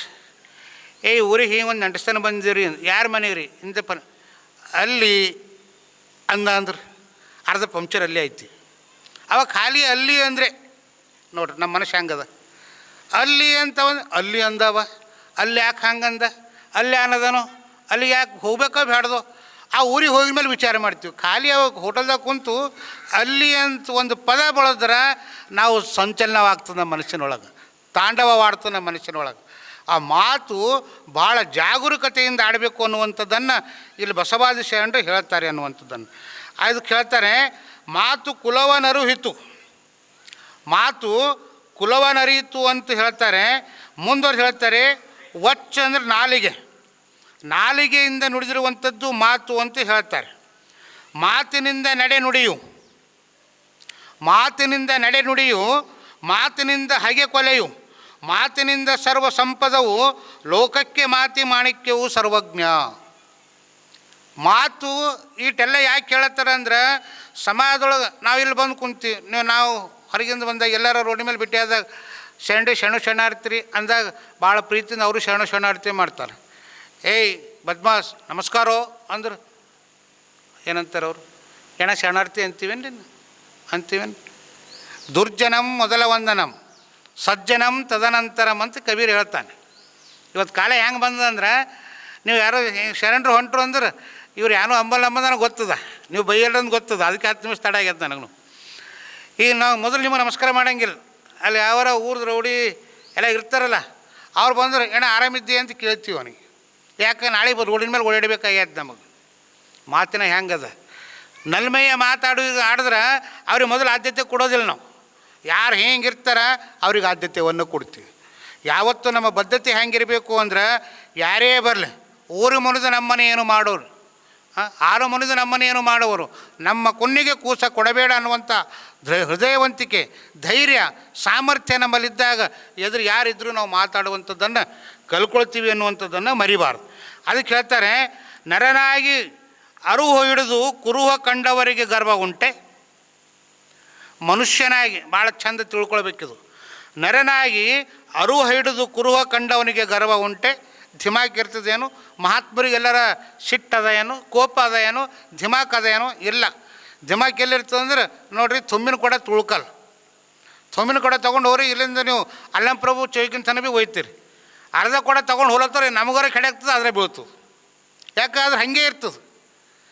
ಏನೂ ಖುನ ಇಲ್ಲ, ನಂಗೆ ಎಲ್ಲ ಖುನದ ಅಂತಾರೆ ಮನ್ಯಾಗ.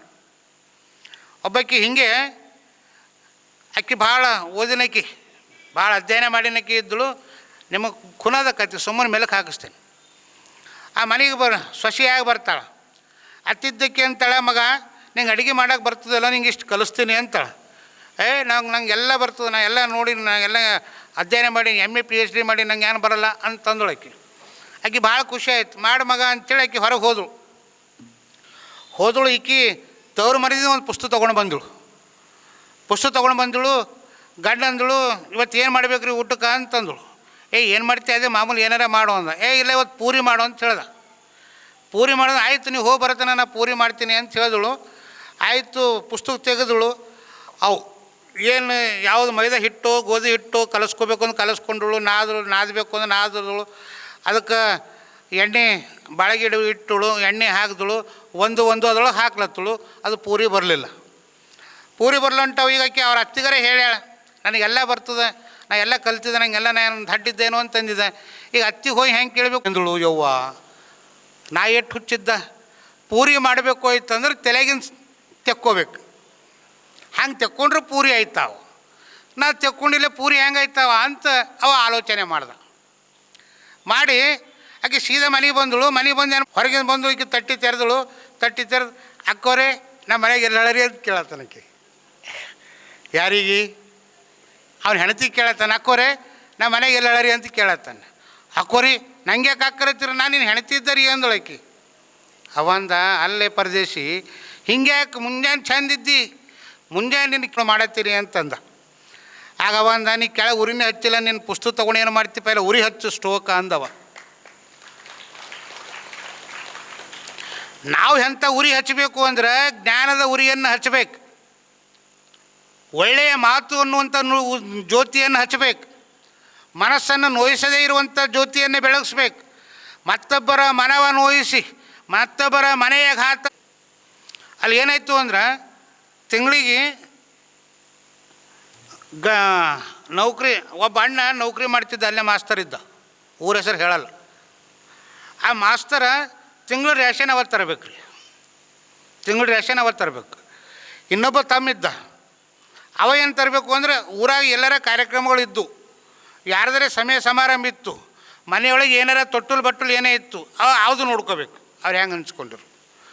ರ್ಯಾಷನ್ ತರವ ಒಬ್ಬವ, ಮನೆಯೊಳಗೆ ಏನಾರ ಕಾರ್ಯಕ್ರಮ ಇತ್ತು, ಹೊರಗೆ ಎಲ್ಲರ ಅಯ್ಯರಿ ಮಾಡೋದಿತ್ತು ಅಂದ್ರೆ ತಮ್ಮ ನೋಡ್ಕೋಬೇಕು. ಇದು ಅಣ್ಣ ತಮ್ಮವ್ರು ಹಂಚ್ಕೊಂಡಿತ್ತು. ಅವ ಅಂಡಿದ್ದವು ಏನು ಮಾಡ್ದ ಅಂತಂದ್ರೆ ಒಂದು ಸಲ ಬೆಂಗಳೂರು ಟ್ರೈನಿಂಗ್ ಹೋದ ಒಂದು ತಿಂಗಳ ದಿನ ಟ್ರೈನಿಂಗ್ ಇತ್ತು. ಇದು NCERT ತರಬೇತಿ ಇರ್ತಾವಲ್ಲ, ಅದು ದಿಲ್ಲಿಗೆ ಹೋಗ್ಯಾನ. ಒಂದು ತಿಂಗಳು ತರಬೇತಿ ಇತ್ತು. ಒಂದು ತಿಂಗಳು ಬರಡಿಗೆ ರ್ಯಾಷನ್ ಆಗೋಗ್ಯದ. ಒಂದು ತಿಂಗಳು ರ್ಯಾಷನ್ ಆಗ್ಯದ. ಇದು ಕಥೆಯಲ್ಲ, ಇದು ವಾಸ್ತವಿಕ ಒಂದು ಮನೆ ಘಟನೆ ಹೇಳತ್ತೀನಿ. ಈಗ ತಮ್ಮಂತಾನೆ ನಾವು ಒಬ್ಬನೇ ಏಟು ಮಾಡಲಿ. ಅವ ನಿನ್ನೆ 15 ದಿನ ಆಗಿಲ್ಲ, ತಂಗಿ ಕುಬ್ಸ ತುಳಿಸಿ, ಒಂದು ತೊಲಿ ಬಂಗಾರ ಇಟ್ಟು ಆ ಕಾರ್ಯಕ್ರಮಕ್ಕೆ 1 ಲಕ್ಷ ರೂಪಾಯಿ ಖರ್ಚಾಗ್ಯಾವ. ಒಂದು ತಿಂಗಳಿಗೆ ಒಂದು 10,000 ರೂಪಾಯಿ ಕಿರಾಣಿ ತಂದ್ರೆ ದೊಡ್ಡದಾಯ್ತೇನು ಅಲ್ಲತ್ತವ.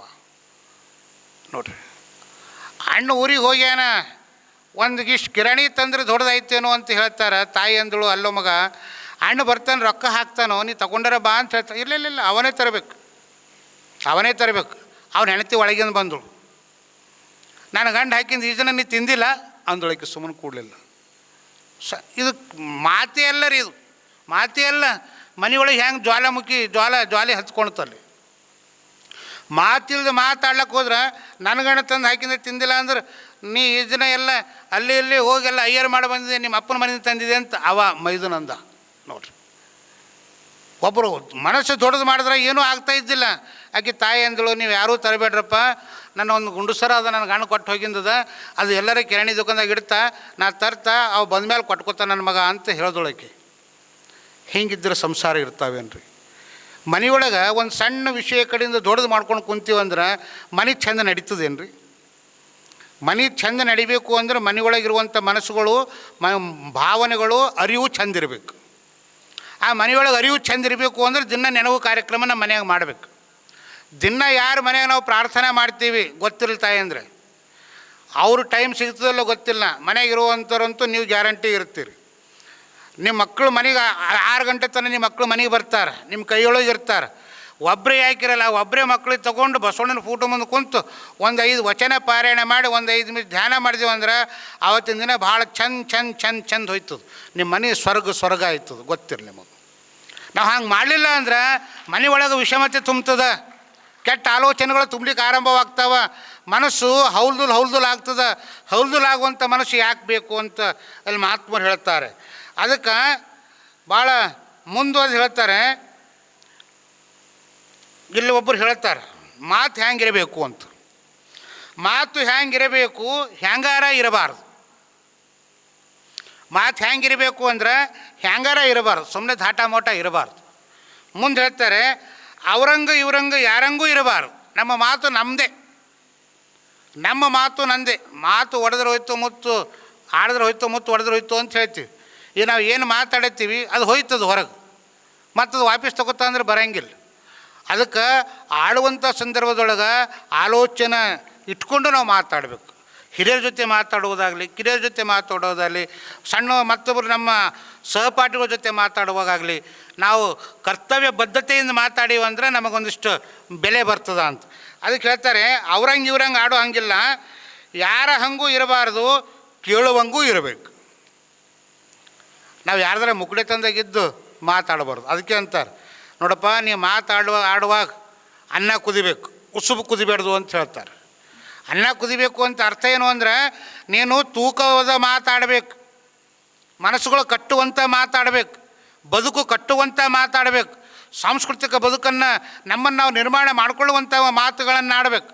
ಒಂದು ಗೊತ್ತಿರಲಿ ನಿಮಗೆ, ಒಂದು ಮಾತು ಒಬ್ಬ ಕವಿ ಏನು ಮಾಡಿದ ಅಂದರೆ ಒಂದು ಬರೆದ, ಪ್ರತ್ಯಕ್ಷ ಕಂಡರು ಪ್ರಮಾಣಿಸಿ ನೋಡುವಂಥ ಒಂದು ಕೊಟೇಶನ್ ಇತ್ತು. ಕೆಲವರಿಗೆ ಗೊತ್ತಿರಬೇಕದು. ಆ ಕೊಟೇಶನ್ ಇತ್ತು. ಅವನಿಗೆ ಭಾಳ ಕಷ್ಟದ ಕಾಲದಾಗ ಅವ ಏನು ಮಾಡ್ದ ಅಂದ್ರೆ ಒಬ್ಬ ಶಾಣೆ ಮನುಷ್ಯಾಗ ಕೊಟ್ಟ, ಒಂದಿಷ್ಟು ನನಗೆ 100 ರೂಪಾಯಿ ಕೊಡುವಪ್ಪ, ಇದಿಷ್ಟು ಇಟ್ಕೊ ಅಂದ. ಇಟ್ಕೊ ಅಂಥೇಳಿ ಅವ ಒಯ್ದು ಆ ಕೊಟೇಶನ್ ಅವನ ಮನೆಗೆ ಹಚ್ತಾನೆ. ಅದೇನು ಪ್ರತ್ಯಕ್ಷ ಕಂಡರು ಪ್ರಮಾಣಿಸಿ ನೋಡು ಅಂತಿರ್ತದೆ. ಆ ಒಬ್ಬ ಬಂಗಾರದ ವ್ಯಾಪಾರಿ ಇರ್ತಾನೆ, ಅದು ತಗೊಂಡು ಮದುವೆ ಆಗಿಂದಿರ್ತದೆ. ಮದುವೆ ವ್ಯಾಪಾರ ಮಾಡ್ತಾ ಒಂದು 4 ತಿಂಗಳು ಮನೆಯೊಳಗೆ ಇರ್ತಾನೆ. ಅವ ವ್ಯಾಪಾರಕ್ಕಂತ ಹೋಯ್ತಾನೆ. ಹೋಯ್ತಾನೆ ಹಾಗೆ ವ್ಯಾಪಾರ ಮಾಡ್ಕೊತ ಹೋಗ್ತಾನೆ. ವ್ಯಾಪಾರ ಭಾಳ ಚಂದ ಕುದುರ್ತದ. ಅವ ಈ ಕಡೆ ಬರೋಂಗೇ ಇಲ್ಲ. ಸುಮಾರು ಒಂದು 10-15 ವರ್ಷ ಆಯ್ತು. 10-15 ವರ್ಷ ಆಯ್ತದ. 10-15 ವರ್ಷ ಬಾದ ತನ್ನ ಮನೆಗೆ ಬರ್ತಾನೆ. ಅವ ಮನೆಗೆ ಬಂದು ಏನು ಮಾಡ್ತಾನೆ ಅಂದರೆ, ನಾನು ಹೆಂಡತಿಗೆ ಹೇಳಬಾರ್ದು, ನಾನು ಹೋಗಿ ಸರ್ಪ್ರೈಸ್ ಆಗಿ ಭೇಟಿ ಆಗಬೇಕು ಅಂತ ತಿಳ್ಕೊಂಡು ತಟ್ಟಿ ಬೆಳೆಯಂಗಿಲ್ಲವ. ಏನು ಮಾಡ್ತಾನೆ ರೀ, ಆ ಕಿಟಕಿ ಅವನ ಮನೆಯದಾಗ ಗೊತ್ತಿರ್ತದೆ, ಎಲ್ಲೇ ನಾವು ಇರ್ತೀವಿ, ಎಲ್ಲ ನಮ್ಮ ಬೆಡ್ರೂಮ್ ಅದ ಅಂತ ಗೊತ್ತಿರ್ತದೆ. ಹೋಗಿ ಹಿಂಗೆ ಕಿಟಕಿನ ಹೋಗ್ತಾನೆ, ಕಿಟಕಿ ತೆರಿತಾನೆ. ಒಳಗೆ ಬೆಳದಿಂಗಳು ಇರ್ತದೆ, ಚಂದ್ರಮ ಒಂದು ಬೆಳದಿಂಗಳು ಇರ್ತದೆ. ಅವತ್ತೇ ಹುಣ್ಣಿಮೆ ಇರ್ತದೆ. ಆಕೆ ಹೆಂಡತಿ ಮಲ್ಕೊಂಡಿದ್ದು ಇರ್ತದೆ. ಆಕಿನ ಬಾಜು ಒಬ್ಬ ಪರಪುರುಷ ಮಲ್ಕೊಂಡಿದ್ದು ಕಾಣಿಸ್ತದೆ. ಅವಂತನ, ನಾನು ಇವಳಿಗಾಗಿ ಗಳಿಸ್ಕೊಂಡು ಬಂದೀನಿ, ಇವಳಿಗಾಗಿ ಎಲ್ಲವನ್ನು ಮಾಡ್ಕೊಂಡು ಬಂದೀನಿ. ನಾ ಆ ಕಡೆ ಹೋದಾಗ ಇಲ್ಲಿ ಯಾರ್ದೋ ಜೊತೆ ಮಲ್ಕೊಂಡಾಳಲ್ಲ ಅಂತ ತಿಳ್ಕೊಂಡು ಅವ ಚಾಕು ತೆಗೆದು ಹೊಡಿಬೇಕು ಅಂತಾನ. ಎದುರ ಆ ಚಂದ್ರನ ಬೆಳದಿಂಗಳೆಲ್ಲ ಕಾಣಿಸ್ತದೆ. ಪ್ರತ್ಯಕ್ಷ ಕಂಡರು ಪ್ರಮಾಣಿಸಿ ನೋಡು ಅನ್ನುವಂಥ ಮಾತು ಕಾಣಿಸ್ತದೆ. ಆಗ ಒಂದು ವಿಚಾರ ಮಾಡ್ತಾನೆ, ಹ್ಯಾಂಗೂ ಒಳಗೆ ಹರ ಅವರಿಬ್ಬರು, ಹ್ಯಾಂಗೂ ಒಳಗೆ ಹರ ಅಂದಮೇಲೆ ಅವ್ರಿಗೆ ನಾ ಹೆಂಗೆ ಬಿಡಲಿ ಅಂತ ತಿಳ್ಕೊಂಡು ಹೋಗಿ ಸಿಟ್ಟಿನಿಂದ ತಟ್ಟಿ ದಾಡ್ ಅಂತ ಬರೀತಾನೆ. ಯಾರು ಅಂತ ರಾತ್ರಿ 12 ಗಂಟೆ 1 ಗಂಟೆ ಆಯ್ತದ. ಯಾರು ಅಂತಕಿ ಗಾಬ್ರಾಸ್ ಅಂತಾಳೆ. ನಾ ಇದ್ದ ನಿನ್ನ ಗಂಡ ತಟ್ಟಿ ತೆರಿ ಎಂದವ. ತಟ್ಟಿ ತೆರಿ, ಅವನ ಮೈ ತುಂಬ ಬೆಂಕಿ ಆಗ್ಯದ ಅಂತ ತಣ್ಣನ ಇದ್ರೊಳಗೂ ಸಹಿತ ಅವನ ಮೈಯೆಲ್ಲ ಬೆವರು ಬಿಟ್ಟದ. ಮನಸ್ಸೆಲ್ಲ ಕೋಪ ತುಂಬ್ಕೊಂಡನ, ಕೈ ತುಂಬ್ಕೊಂಡನ. ಯಾವಾಗ ಒಳಗೆ ಹೋಗ್ಲಿಯೋ ಅವರಿಬ್ರಿಗೂ ಯಾವಾಗ ಚಾಕು ತಿವಿಲಿಯೋ ಅಂಥೇಳಿ ಆಲೋಚನೆ ಮಾಡ್ತಾನೆ. ಆಗಕ್ಕೆ ಅಂತಳ, ಏ ಮಗ ನಿಮ್ಮಪ್ಪ ಬಂದಾರಿ ಹೇಳು ಅಂತ ಆ ಮಗನಿಗೆ ಎಬ್ಬಿಸ್ತಾಳ. ಅವನ ಕಣ್ಣಾಗ ಆ ಮಾತು ಕೇಳ್ತಾನೆ. ಅವನ ಕಣ್ಣಾಗಿಂದ ಧಾರಾಕಾರವಾಗಿ ನೀರು ಹೋಗ್ಲಿಕ್ಕೆ ಆರಂಭವಾಗ್ತಾವ. ಅವ ಹೋಗುವಾಗ ಆಕೆಗೆ 2 ತಿಂಗಳು ಗರ್ಭಿಣಿಯಾಗಿರ್ತಾಳೆ. ತಟ್ಟಿ ತೆರಿತಾಳ. ಬರ್ರಿ ನನ್ನ ರಾಯ ಅಂತ ಒಳಗೆ ಕರಿತಾಳ. ಕರೆದು ನೋಡ್ತಾಳ, ಮಗ ಇವ್ರು ನಿಮ್ಮಪ್ಪ ನಿನ್ನ ಜನ್ಮ ಕೊಟ್ಟಿದ್ದ ತಂದಿನ ಮಗ, ನಮಸ್ಕಾರ ಮಾಡುವಂಥ ತಾಯಿ ಹೇಳ್ತಾಳ. ಅವ ಗಳಗಳ ಅಂತ ಹೇಳ್ತಾನ. ಅವ್ರಿಗೇನು ಗೊತ್ತಿರಲ್ಲ. ಆಕೆ ಅಂತಾಳ, ಇದೇನು ಆನಂದ ಭಾಸ್ಪ ಏನ್ರಿ, ಭಾಳ ಖುಷಿಯಾಗಿದೇನ್ರಿ ನಿಮಗೆ ಅಂತ ಕೇಳ್ತಾಳೆ. ಅಲ್ಲ ನಾವೊಂದು ಭಾಳ ದೊಡ್ಡ ತಪ್ಪು ಮಾಡ್ತಿದ್ದೆ ಇವತ್ತು. ನನ್ನ ಕುಟುಂಬವನ್ನು ಹಾಳು ಮಾಡ್ಕೊಳ್ತಿದ್ದ. ನಾನು ತಪ್ಪು ಆಲೋಚನೆ ಮಾಡಿ ನನ್ನ ಕುಟುಂಬವನ್ನು ಸರ್ವನಾಶ ಮಾಡಬೇಕು ಅಂತ ಬಂದಿದ್ದ. ಆದರೆ ಇವತ್ತು ನನ್ನ ಕುಟುಂಬವನ್ನು ರಕ್ಷಣೆ ಮಾಡಿದ್ದು ಯಾವುದು ಅಂದರೆ ಆ ಒಂದು ಮಾತೆ ಪ್ರತ್ಯಕ್ಷ ಕಂಡರು ಪ್ರಮಾಣಿಸಿ ನೋಡುವಂಥ ಮಾತು ಇವತ್ತು ನನ್ನ ಕುಟುಂಬವನ್ನು ಉಳಿಸ್ಯಾದ. ನಿನಗೆ ಕೊಲೆ ಮಾಡಬೇಕು ಅಂದಿದ್ದ. ಅದಕ್ಕೆ ನಾನು ಹೇಳ್ತೀನಿ, ಗಂಡ ಹೆಂಡಿನ ಮಧ್ಯೆ ಯಾವುದೇ ಮಾತುಗಳಿದ್ರೂ ಸಹಿತ ಪ್ರಾಮಾಣಿಕವಾಗಿ ಹಂಚ್ಕೊಳ್ಳೋ ಪ್ರಯತ್ನವನ್ನು ಮಾಡಬೇಕು. ಮುಚ್ಚು ಮರೆ ಇಟ್ಕೊಳ್ಬಾರ್ದು. ಆಕೆ ಅಂದಳು, ನೀವು ಹೋಗುವಾಗ ನಾನು ಹೊಟ್ಟೆಗೆ 2 ತಿಂಗಳ ಮಗು ಇತ್ತು, ಅದೇ ಮಗು ಇವಹನ ಅಂತ ಹೇಳ್ತಾಳೆ. ಒಂದು 100 ರೂಪಾಯಿ ಕೊಟ್ಟಿರುವಂಥ ಒಂದು ಪ್ರತ್ಯಕ್ಷ ಕಂಡರು ಪ್ರಮಾಣಿಸಿ ನೋಡುವಂಥ ಒಂದು ಮಾತು ಅವ್ರ ಕುಟುಂಬವನ್ನು ಬದುಕಿಸ್ತು. ಒಂದು ಮಾತು ಒಂದು ಕುಟುಂಬವನ್ನು ಬದುಕಿಸ್ತದೆ ಅಂದಮೇಲೆ ಇಡೀ ನಮ್ಮ ವಚನ ಸಾಹಿತ್ಯ ನಮ್ಮ ಬದುಕನ್ನು ಪರಿವರ್ತನೆ ಮಾಡೋಂಗಿಲ್ಲ ರೀ. ನಮ್ಮ ಜೀವನ ಸಾರ್ಥಕ ಮಾಡೋಂಗಿಲ್ಲ. ನಮ್ಮ ಆಲೋಚನೆಗಳಲ್ಲಿ ಪರಿವರ್ತನೆ ಮಾಡೋಂಗಿಲ್ಲ. ನಾವು ಇರುವಂಥ ಇರುವಿಕೆಯಲ್ಲಿ ಬದಲಾವಣೆ ಮಾಡೋಂಗಿಲ್ಲ. ನಾವು ಬದುಕುವಂಥ ದಾರಿ ನಮಗೆ ತೋರಿಸೋಂಗಿಲ್ಲ. ಆಲೋಚನೆ ಮಾಡಿರಿ. ನಾವು ಮಾಡಬೇಕು, ಇಡೀ ನಮ್ಮೆಲ್ಲರೂ ಮಾಡಬೇಕು. ನಮ್ಮ ಪರಿವಾರ ಮಾಡಬೇಕು, ಸಮಾಜ ಮಾಡಬೇಕು. ಮಾಡದೇ ಇದ್ದರೆ ನಮಗೆ ಉಳಿಗಾಲ ಇಲ್ಲ, ಗೊತ್ತಿರಲಿ. ನಾವು ಒಬ್ಬರಿಗೆ ನೋಡಿದ್ರೆ ಒಬ್ಬರು ಮಾರಿ ತಿರ್ಸಿ ಹೋಗ್ಲಿಕ್ಕೆ ಆರಂಭ ಮಾಡಿದೀವಿ ಅಂತಂದ್ರೆ ಎಲ್ಲ ಸಮಾಜ ಕಟ್ತೀವಿ, ಎಲ್ಲ ಮನಸ್ಸುಗಳು ಕಟ್ತೀವಿ, ಎಲ್ಲ ಬದುಕನ್ನು ಕಟ್ತೀವಿ, ಎಲ್ಲ ಸಾಮರಸ್ಯವನ್ನು ಬೆಳೆಸ್ತೀವಿ. ಆಲೋಚನೆ ಇರಲಿ. ಅದಕ್ಕೆ ಮುಂದೆ ಹೇಳ್ತಾರೆ, ಯಾರ ಹಂಗೂ ಇರದೆ ಕೇಳುವಂಗಿರಬೇಕು, ಮಾತಿನಾಗ ಮಾತಿರಬೇಕು, ಮಾತಿನಾಗ ಆತ ಇರಬೇಕು, ಮಾತಿನಾಗ ಮಾತಿರಬೇಕು, ತೂಕ ಇರಬೇಕು. ಅದರೊಳಗೆ ಯಾರು ಇರಬೇಕು ಅಂದ್ರೆ ಪರಮಾತ್ಮ ಇರಬೇಕು. ಆಡುವ ಮಾತಿನೊಳಗೆ ನಯ ವಿನಯದಿಂದ ಮಾತಾಡಬೇಕು. ಚನ್ನಬಸವ ಪಟ್ಟಿದ್ದೇವ್ರೇನು PhD ಮಾಡಿನವ್ರು ಇದ್ರೇನು? ಎಲ್ಲರ ಬೇರೆ ಯೂನಿವರ್ಸಿಟಿದಾಗ ಹೋಗಿ ಕಲ್ತು ಬಂದವರು ಇದ್ರೇನು? ಅವ್ರು ಮಾಡಿದ್ದೇನು ಅಂದ್ರೆ ಬಾಗಿದ ತಲೆ ಮುಗಿದ ಕೈ. ಮಠಕ್ಕೆ ಯಾರೇ ಹೋಗಲಿ ಪ್ರಸಾದ ತಗೊಳ್ರಪ್ಪ, ಕಾಯಕ ಮಾಡ್ರಪ್ಪ, ಚಂದ ಇರ್ರಪ್ಪ, ನಿಮ್ಮಲ್ಲಿ ಇರ್ತಕ್ಕಂಥ ದುಶ್ಚಟ ಬಿಡ್ರಪ್ಪ. ಇದಕ್ಕೆ ಬಿಟ್ಟು ಅವ್ರು ಏನೂ ಮಾಡಲಿಲ್ಲ. ಬದುಕನ್ನು ಕಟ್ಟುವಂಥ ಕೆಲಸ ಮಾಡಿದರು. ಅವ್ರು ಆಡುವಂಥ ಮಾತುಗಳಿಗೆ ಎಷ್ಟೋ ಪರಿವಾರಗಳು ಇವತ್ತು ಪರಿಶುದ್ಧವಾಗಿ ಬದುಕ್ತಾ ಇದ್ದಾವೆ. ಹಂಗೆ ನಾವು ಮಾತಾಡಬೇಕು. ನಾವು ಹಂಗೆ ಮಾತಾಡಲಿಕ್ಕೆ ಬರಲ್ಲ ಅಂದ್ರೆ ಮೌನಿಯಾಗಿರೋದು ಯಾವುದಕ್ಕೂ ಕೇಳೋದಿಲ್ಲ ಅಂತ ಮುಂದೆ ಹೇಳ್ತಾರೆ. ಹೆಂಗಿರಬೇಕು ಅಂದ್ರೆ ಮಾತಿನಾಗ ನೀತಿ ಇರಬೇಕು, ಆಡುವಂಥ ಮಾತಿನೊಳಗೆ ನೀತಿ ಇರಬೇಕು, ನೀವು ಮಾತಿನಾಗ ರೀತಿ ಇರಬೇಕು, ಮಾತಿನಾಗ ಪ್ರೀತಿ ಇರಬೇಕು. ನೀತಿ ಇರಬೇಕು, ರೀತಿ ಇರಬೇಕು, ಪ್ರೀತಿ ಇರಬೇಕು. ಮುಂದಿನ ಏನೇನು ಇರಬೇಕು ಅಂತ ಇನ್ನು ಅದ ಪಟ್ಟಿ.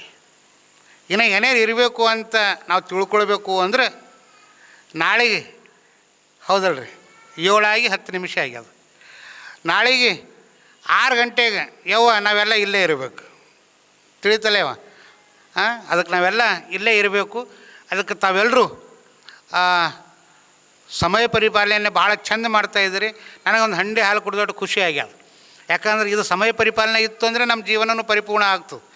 ನೀವು 6 ಗಂಟೆ ಅಂದರೆ 6 ಗಂಟೆಗೆ ಇಲ್ಲೇ ಇರುವಂಥ ಕಾರ್ಯವನ್ನು ಮಾಡ್ತಾಯಿದ್ದೀರಿ. ನಿಮ್ಮ ಪ್ರೀತಿ, ವಿಶ್ವಾಸ, ನಂಬಿಕೆಗೆ ನಾವು ಅದಕ್ಕೆ ಪ್ರತಿಕ್ರಿಯೆಯಾಗಿ 7 ಗಂಟೆ ಮುಗಿಸ್ಬೇಕು ಅನ್ನುವಂಥ ಆಲೋಚನೆ ಇಟ್ಕೊಂಡು 7 ಗಂಟೆಗೆ ಮುಗಿಸುವಂಥ ಪ್ರಾಮಾಣಿಕ ಪ್ರಯತ್ನವನ್ನು ಮಾಡ್ತೀವಿ. ನಾಳೆ ಮಾತು ಅದು ಹೆಂಗಿರಬೇಕು, ಅದರ ವಿಚಾರಗಳು ಏನದವ, ಅದರ ಸೂತ್ರಗಳು ಏನವ, ಶರಣರು ಕಂಡಿರುವಂಥ ಮಾತುಗಳೇನು, ಅವ್ರು ಹೇಳಿರುವಂಥ ವಚನಗಳಲ್ಲಿ ಮಾತಿನ ಬದ್ಧತೆ ಏನಿರ್ತದೆ ಅನ್ನೋದನ್ನು ನಾಳೆ ದಿವಸ ನೋಡೋಣ ಅನ್ನುವಂಥ ಮಾತನ್ನು ಹೇಳಿ ಈ ಸಂದರ್ಭದಲ್ಲಿ ಮತ್ತೊಮ್ಮೆ ತಮ್ಮೆಲ್ಲರಿಗೂ ಅನಂತ ಶರಣಾರ್ಥಿಗಳನ್ನು ಸಲ್ಲಿಸಿ ನನ್ನ ಮಾತನ್ನು ಮುಗಿಸ್ತೀನಿ. ಸರ್ವರಿಗೂ ಶರಣಾರ್ಥಿಗಳು. ರಮಕಾರ ಮೂಲದ ಓಂಕಾರನೇ ಬಸವಣ್ಣ, ಪರಮ ಪ್ರಭುವಿನೇ ಬಸವಣ್ಣ, ಪತಿತ ಪಾವನ ಬಸವಣ್ಣ, ಭಕ್ತರ ವಿಶ್ವಗುರು ಬಸವಣ್ಣನವರಿಗೆ, ವೈರಾಗ್ಯ ನಿಧಿ ಅಕ್ಕಮಾದೇವಿಯವರಿಗೆ, ಡಾಕ್ಟರ್ ಚನ್ನಬಸವ ಪಟ್ಟದೇವರಿಗೆ, ಡಾಕ್ಟರ್ ಬಸವಲಿಂಗ ಪಟ್ಟ